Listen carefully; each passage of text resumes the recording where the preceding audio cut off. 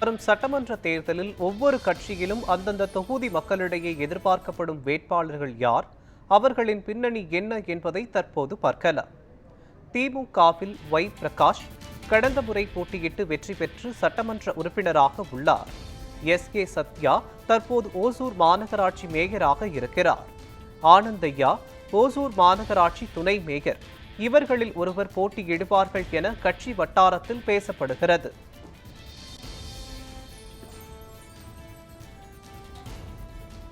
அதிமுகவில் பாலகிருஷ்ணா ரெட்டி முன்னாள் அமைச்சர், தற்போது மாவட்ட செயலாளராக இருக்கிறார். ஜெயபிரகாஷ் மாமன்ற உறுப்பினராகவும் எம்ஜிஆர் மன்ற மாவட்ட இணை செயலாளராகவும் உள்ளார். இருவரில் ஒருவருக்கு வாய்ப்பு கிடைக்கும் என கூறப்படுகிறது. பாஜகவில் பாலகிருஷ்ணன் தொழில் பிரிவு மாநில தலைவராக உள்ளார். எம். நாகராஜ் முன்னாள் கவுன்சிலர், பாஜக முன்னாள் மாவட்ட தலைவர் என். நரசிம்மன் கிருஷ்ணகிரி மேற்கு மாவட்ட பாஜக மாவட்ட துணைத் தலைவர். வேட்பாளர்களுக்கான வாய்ப்பு இருப்பதாக இவர்கள் மூவரின் பெயர்களை பாஜகவினர் தெரிவிக்கின்றனர்.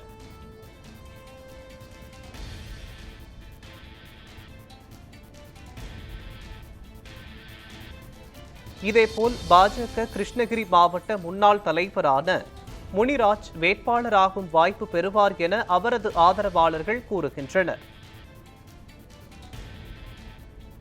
தாவேகாவில் மஞ்சுநாத் இதற்கு முன்னால் எந்த கட்சியிலும் சேராமல் இருந்து கடந்த 2025ஆம் ஆண்டு டிசம்பர் மாதத்தில் தமிழக வெற்றி கழகத்தில் இணைந்தவர். வடிவேல் கிருஷ்ணகிரி மேற்கு மாவட்ட செயலாளராக இருக்கிறார். பல வருடங்களாக விஜய் ரசிகர் மன்றத்தில் இருந்து வருகிறார். இருவரில் ஒருவர் வாய்ப்பு பெறலாம் என தாவேகாவினர் கூறுகின்றனர். காங்கிரஸ் கட்சியை பொறுத்தவரை கே.எம். மனோகர் முன்னாள் சட்டமன்ற உறுப்பினர், மாநில செயற்குழு உறுப்பினர், ஐஎன்டியூசி மாநில செயல் தலைவர், ராமச்சந்திரன் ராஜீவ்காந்தி பேரவை மாநில ஒருங்கிணைப்பாளராக இருந்து வருகிறார். சூரிய கணேஷ் மாநில செயற்குழு உறுப்பினராக இருக்கிறார். இவர்களில் ஒருவருக்கு வாய்ப்பு கிடைக்கும் என அவர்களின் ஆதரவாளர்கள் கூறுகின்றனர். நாம் தமிழர் கட்சியில் ஸ்டாலின் வேட்பாளராக போட்டியிடுவார் என ஏற்கனவே கட்சியின் தலைமை ஒருங்கிணைப்பாளர் சீமான் அறிவித்துள்ளார்.